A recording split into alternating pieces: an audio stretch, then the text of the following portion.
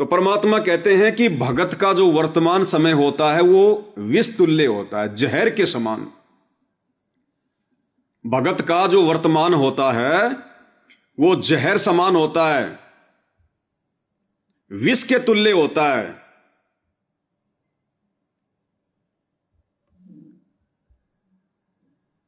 और जो उनका भविष्य होता है वो अमृत के समान होता है, अमृत तुल्य, अमृत के समान होता है। तो वर्तमान में इस परीक्षा के समय में यदि किसी का भविष्य, यदि किसी का वर्तमान अमृत के तुल्य है तो समझ लेना भाई और बहनों वो गलती पर है।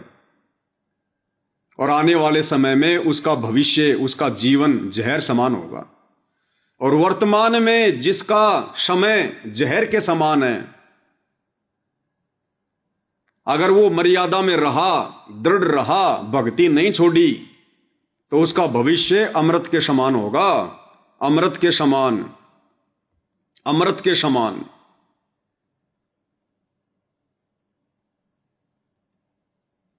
और एक सत्संग में गुरुदेव भगवान ने हमें यही बताया भाई और बहनों,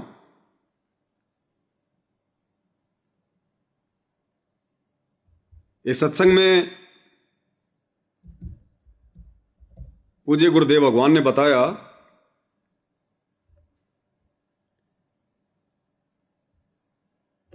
कि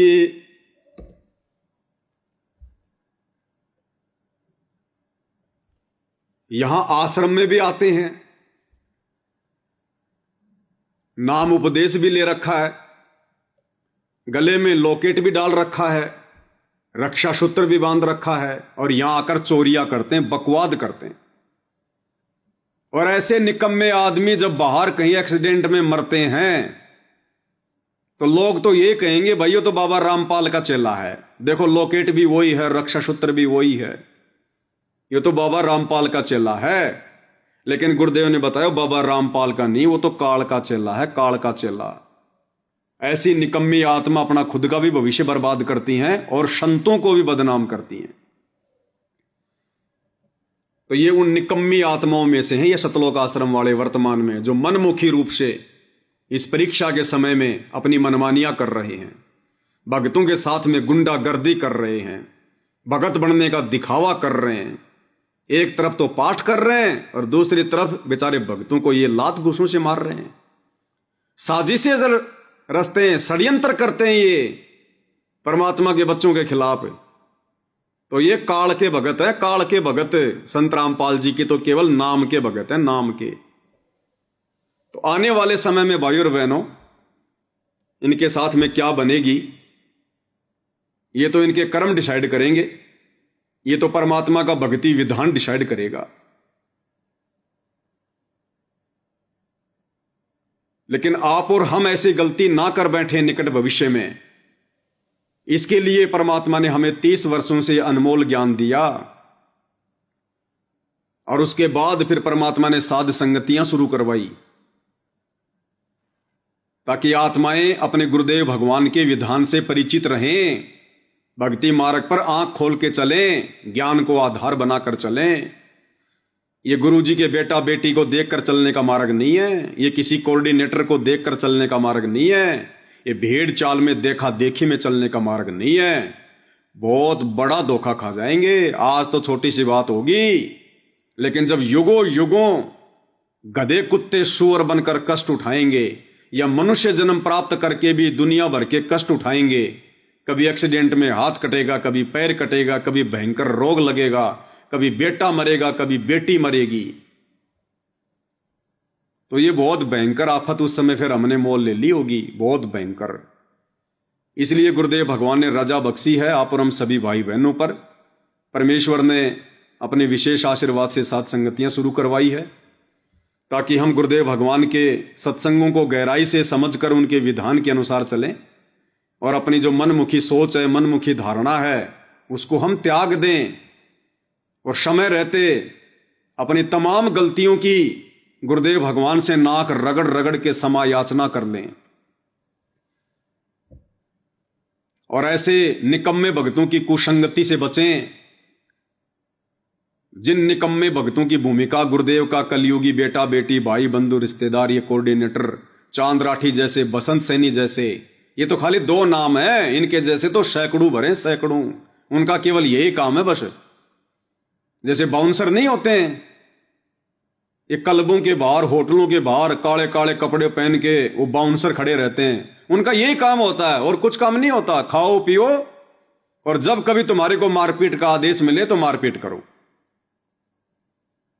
उनका यही काम होता है।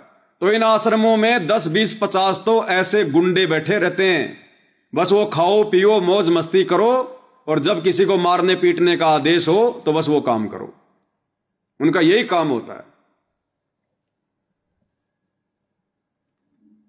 तो भाई और बहनों, आप और हमने शिक्षा लेनी है, क्योंकि परमात्मा कहते हैं कि भगत का एक नियम है, भगत किसी से डरता नहीं और भगत किसी से लड़ता नहीं। भगत किसी से लड़ता नहीं और भगत किसी से डरता नहीं। लड़ता इसलिए नहीं क्योंकि उसको अपने भगवान के विधान का ज्ञान होता है, और डरता इसलिए नहीं क्योंकि उसको अपने गुरुदेव भगवान पर विश्वास होता है कि मेरा गुरु समर्थ है, यदि मैं उसकी आज्ञा में चलूंगा, यदि मैं उसके वचन में रहूंगा तो मेरी रक्षा मेरा गुरु करेगा, जैसे प्रहलाद की मीराबाई की। इसलिए इस भक्ति मार्ग पर भगत कभी लड़ता नहीं, भगत कभी डरता नहीं। अन्यथा इन लोगों ने तो मेरे ऊपर झूठा 420 का मुकदमा हिसार में इसी बात को लेकर तो लगाया था कि ये पवन दास जब इसके ऊपर मुकदमा लगा देंगे, एक बार जेल भेज देंगे तो ये डर कर बैठ जाएगा कि भाई अब मैं मैनेजमेंट के खिलाफ कैसे बोलूं, अब मैं मैनेजमेंट के कुकर्मों पर वीडियो कैसे बनाऊं, मुझे तो हर महीने हिसार में तारीख पे जाना पड़ेगा और वहां ये लोग मुझे मारेंगे पीटेंगे, तो पवन दास डर जाएगा। इन्होंने यही सोचकर मेरे ऊपर ये झूठा मुकदमा करवाया, अपने भी कर्म फोड़े और गुरुदेव भगवान को भी मानुष मानकर यह साबित कर दिया कि हम गुरु गुरु को कुछ नहीं मानते। और दास की भाई सत्संग आधार से परीक्षा थी, दास की परमात्मा परीक्षा ले रहे हैं कि भाई मैंने तो ये कहा हुआ है कि भगत कभी लड़ता नहीं, अपनी तरफ से भगत कोई बकवाद करता नहीं, लड़ाई झगड़ा करता नहीं, और सामने वाला यदि जबरदस्ती करेगा, लड़ाई झगड़ा करेगा तो फिर भगत ने डरना नहीं, क्योंकि भगत के साथ फिर भगवान होता है। एक तरफ तो हम अपने भगवान के गुण गा रहे हैं दिन रात, सतलोक की महिमा कर रहे हैं कि आज धरती पर वही भगवान है संत रामपाल जी के रूप में, जिसने भगत प्रहलाद को बचाया, मीराबाई को बचाया। और दूसरी तरफ यदि हम डर कर बैठ जाएंगे, सच का सामना नहीं करेंगे, तो फिर हम काहे के भगत हैं फिर? अरे मरना तो एक ही दिन है, बार बार थोड़ी मरना है, और हमारी मौत भगवान के हाथ में है। अब काल का विधान थोड़ी हमारे ऊपर, अब तो गुरुदेव भगवान का विधान है, और जिस दिन गुरुदेव भगवान चाहेंगे उस दिन मौत होगी। बाकी बसंत सैनी जैसे, चांद राठी जैसे टट्टू, ये कीड़े मकोड़े, ये मच्छर जाए कितना भी बनाते रहो, ये बाल भी नहीं उखाड़ सकते किसी सत्सेवक का, बाल भी। इसलिए हमने लड़ना भी नहीं, हमने डरना भी नहीं, और डंके के चोट पर हमने सच भी कहना है। इसीलिए तो गुरु जी कहते हैं कि कबीर का मार्ग कठिन है, नहीं कायर का काम, और इस पर चला कोई सूरमा या आठों पैर संग्राम। जलाऊं भी, तपाऊं भी, चिमटे से खाल उतारूं, फिर भी जो ले नाम हमारा उसको पार उतारूं। और हर महीने जाएंगे भाई, जब जब तारीख पड़ेगी हिसार में जाएंगे। वकील भी इनके भगत हैं, मेरी तारीख जो करवाता है वो लड़का भी गुरुजी से नाम उपदेशी है, वो सारी सूचना देता है कि हाँ इसकी तारीख हो गई है, अब ये कोर्ट से बाहर निकल गया है, अब ये बाहर आ गया, गेट पर आ गया, सारी सूचना देता है वो भगत है। और चांद राठी जिसने मुकदमा कराया वो भी भगत है, और ये गुंडे जो मारने के लिए आते हैं वो भी भगत हैं। तो भैया अब देखना यह है कि भगत जीतेगा या भगवान जीतेगा। अब देखना यह है कि गुरु की महिमा करने वाले भगत सुरक्षित रहेंगे या काल के गोद में बैठकर ड्रामा करने वालों की जो है ज्यादा चलेगी। अब यह परमात्मा ने देखना भाई, क्योंकि उदाहरण बन रहा है। अगर भगवान के भगत हार गए तो ये उदाहरण बन रहे हैं, एग्जाम्पल बन रहे हैं। आने वाले समय में कोई भगवान की भक्ति नहीं करेगा कोई। अगर भगवान के भक्तों पर अगर आंच आ गई तो असल में अगर कोई भगत है तो कोई भक्ति नहीं करेगा फिर आने वाले समय में। हिम्मत ही नहीं पड़ेगी लोगों की। ये उदाहरण देख देख के कि इतनी मर्यादा में रह रहकर इतने डर डर के भक्ति करने वाले, गुरु की आज्ञा में रहने वाले, गुरु को भगवान मानने वाले, और जब संत रामपाल जी ने उनकी रक्षा नहीं की तो हम क्या भक्ति करें फिर? छोड़ो, कुछ लेना देना नहीं है। ये वर्तमान में हिस्ट्री बन रही है, इतिहास बन रहा है ये। जय हमारा भगत पछोड़ी होई तो हमारा नाम ना लेवे कोई। तो क्या कह रहे परमात्मा कि भगत का लक्षण है, भगत कभी लड़ता नहीं और भगत कभी डरता नहीं। संत का एक नियम होता है, किसी से लड़ना नहीं और डरना नहीं, क्योंकि चोर डरा करते, साधु संत डरा नहीं करते। सिंह, सूरमा और संत आगे को बढ़ते हैं, पीछे को नहीं चलते। जो परमार्थी व्यक्ति होते हैं वो बैक नहीं होते, क्योंकि उनका उद्देश्य बुरा करने का नहीं होता है। तो क्या कहा गुरुदेव भगवान ने? जो चोर होते हैं वो डरा करते हैं, साधु संत भगत डरा नहीं करते। सिंह शूरमा हमेशा आगे को बढ़ते हैं, बैक नहीं होते, क्योंकि उनका टारगेट किसी का बुरा करना नहीं होता, परमार्थ करना होता है। परमार्थ करना, परमार्थ करना। तो भाई और बहनों, यह हमारी परीक्षा है वर्तमान में। ऐसी बात नहीं है कि भाई हमें डर नहीं लगता, तारीख पर जाते हैं तो भाई डर भी लगता है, ऐसी बात नहीं है। तो गुंडे निकम्मे आदमी है, इनका कोई दीन धर्म तो है नहीं। भगत तो खाली नाम के हैं, ये गुण इनमें एक भी नहीं है भगत का। हम भी जीव हैं, पांचों विकार हमारे अंदर भी हैं, जिनमें एक भय भी है। लेकिन गुरुदेव भगवान ने हमें जो तत्व ज्ञान दे दिया है, उस तत्व ज्ञान से ये पांचों विकार निष्क्रिय हो जाते हैं। फिर ये हमें हानि नहीं पहुंचा सकते, ये हमें डरा नहीं सकते। फिर हमारा विश्वास बहुत ज्यादा बढ़ जाता है। तो गुरुदेव भगवान के ज्ञान को आधार बनाकर अपने परमात्मा पर विश्वास करके फिर हम लोग आगे कदम रखते हैं, आगे कदम। अन्यथा ये तो मगरमच्छ हैं, मगरमच्छ, काल के द्वारा पाले गए मगरमच्छ, और हम सत्सेवक हैं, मछली। अब एक ही तालाब में मगरमच्छ और मछली भला कैसे रह सकते हैं? लेकिन पिछले 12 वर्षों से परमात्मा ने इन मगरमच्छों की पीठ के ऊपर बैठाकर और तालाब में हमारे को सैर करवा रहे हैं। इसलिए हमारा समर्थ पर विश्वास है, समर्थ पर। इसलिए हम लड़ते नहीं और हम डरते नहीं। हम डरते हैं अपने भगवान से, अपने गुरुदेव से। गलत काम करने से डरते हैं, मर्यादा तोड़ने से डरते हैं। हम डरते हैं इस बात से कि गुरुदेव भगवान कहीं नाराज ना हो जाएं। वो चाहे हमारे को 10 मार लें, हमने यदि एक भी हाथ उठा दिया तो हमारा वो कर्म लिखा जाएगा, वो एक भी हमने भोगना पड़ेगा। इसलिए हम डरते हैं भाई, और डरकर ही भक्ति होगी। भय बिन भक्ति नहीं होती। सतगुरु से डरना पड़ेगा, मर्यादाओं को लेकर डरना पड़ेगा भाई, अपने आत्म कल्याण को लेकर डरना पड़ेगा, और डंके की चोट पर सच भी कहना पड़ेगा। सारे काम करने पड़ेंगे भाई इस परमात्मा के मार्ग में। क्योंकि परमात्मा कह रहे हैं ना, जलाऊं भी, तपाऊं भी और चिमटे से खाल उतारूं, फिर भी जो ले नाम हमारा उसको पार उतारूं। यानी हर प्रकार से तोड़ूंगा, जांचूंगा, परखूंगा, घण मारूंगा, और उसके बाद भी जिसके मन में जरा सा भी दोष नहीं आएगा और हमारी भक्ति करेगा और गुरु के चरणों में पड़ा रहेगा, कहते हैं उसको पार उतारूंगा। छोटी मोटी समस्या आ गई, किसी के पति ने कुछ कह दिया, किसी की पत्नी ने कुछ कह दिया, घर छोड़ के भाग गए, भक्ति छोड़ दी, गुरुजी में दोष देख लिया, ठोकर लग गई, पैर का नाखून उतर गया, मन में दोष आ गया, अब गुरुजी मैंने तो पिछले महीने पाठ करवाया था। तो ऐसे गीदड़ भक्ति मार्ग पर सफल नहीं होते, वो भाग जाते फिर छोड़ छाड़ के। इस भक्ति मार्ग पर तो युगों युगों से जो परमात्मा के दृढ़ भगत हैं, परमात्मा कहते हैं बाजी से राजी नहीं और चोरा नाल खुशहाल, और मल अखाड़ा जीतेंगे युगन युगन के माल। तो जो युगों युगों के परमात्मा के माल होंगे, जो भगत होंगे, जिनको परमात्मा काल से बचा बचा के लेके आ रहा है, वही इस मार्ग पर सफल होंगे, गुरु वचन पर चलेंगे। और ऐसी आत्माओं को जिनको परमात्मा युगों युगों से काल से जो है बचा बचा के ला रहा है, तो क्या वर्तमान में उस गुरु की शरण में आने के बाद ये काल के दूत उनका बाड़ उखाड़ देंगे क्या? अरे जिनका काल कुछ नहीं उखाड़ पाया, उनका काल के दूत क्या उखाड़ देंगे? वो केवल अपने कर्म फोड़ सकते हैं, कर्म, इससे ज्यादा कुछ नहीं। तो भाइयों और बहनों, ये इतिहास बन रहा है, ये एग्जाम्पल कोड हो रहे हैं वर्तमान में। आने वाले समय में इतिहास में लिखा जाएगा।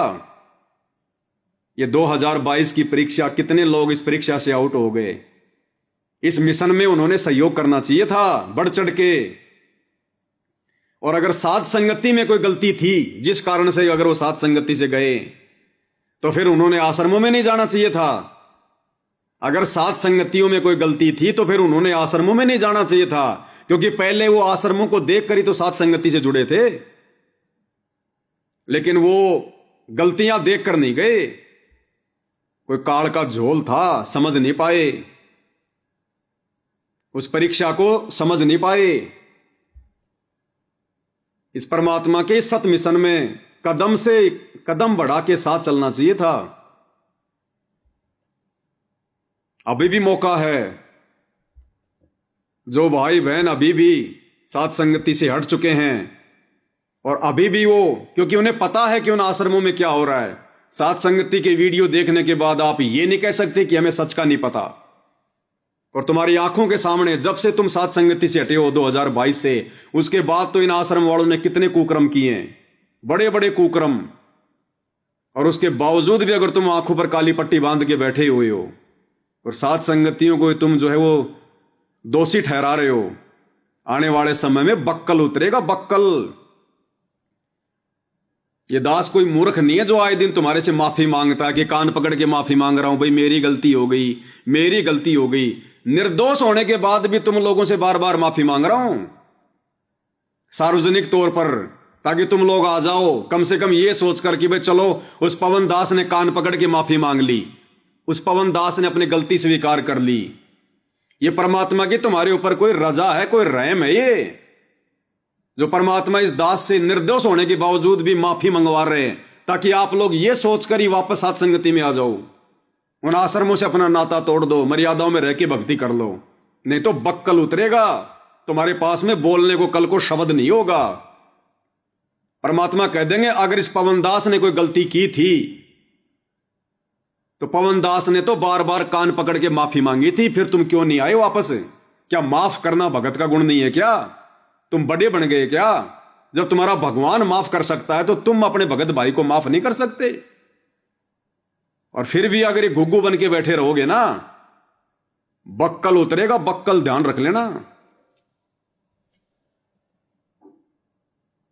इन आश्रम वालों से एक बार तो माफी मांग के दिखा दो तुम। ये तो सरेआम गलतियां कर रहे हैं, सरेआम राजनीतियां कर रहे हैं, गुंडागर्दी कर रहे हैं। एक बार तो माफी मंगवा के दिखा दो। उस बसंत सैनी का एक पीला पर्चा तो निकलवा के दिखा दो। जबकि पूरे हरियाणा में ये वीडियो गया, 7 मिलियन लोगों ने देखा है, 70 लाख लोगों ने। गुरुजी की बेटी के पास में भी फोन करके भक्तों ने बता दिया, कोऑर्डिनेटरों को भी फोन करके जो है बताया जा रहा है कि भाई ऐसी ऐसी घटना हुई है, और कोई आंखों से काली पट्टी उतारने को तैयार नहीं है। उसका एक पीला पर्चा तो निकाल दे मैनेजमेंट, सरेआम उसका वीडियो आ गया। हटाओ, देखिए उसकी सेवा। नहीं हटाएंगे, नहीं हटाएंगे। ये परीक्षा चल रही है, इसलिए आने वाले समय में बक्कल उतरेंगे, बक्कल। क्योंकि जानबूझ के सांची तेजी जारी है। यहां तो बेचारा कोई भगत जरा सी कोई त्रुटि कर दे, हल्की सी अनजाने में हो जाए, उसके नाम का पीला पर्चा निकाल देते हैं आश्रम वाले कि गुरुजी का आदेश है, उसकी आश्रमों में नो एंट्री। और वो बसंत सैनी सरेआम भक्तों को रोड पे पटक पटक के मार रहा है, मां बहन की गालियां दे रहा है, गुरुजी को बदनाम कर रहा है कि गुरुजी का आदेश है इस पवन दास को मारने का। एक पीला पर्चा तो निकाल के दिखा दो गुरुजी का परिवार उसका। तो ये है दोगला आचरण, ये है पक्षपात। और ये पक्षपात भाई ये बिंद वाले करेंगे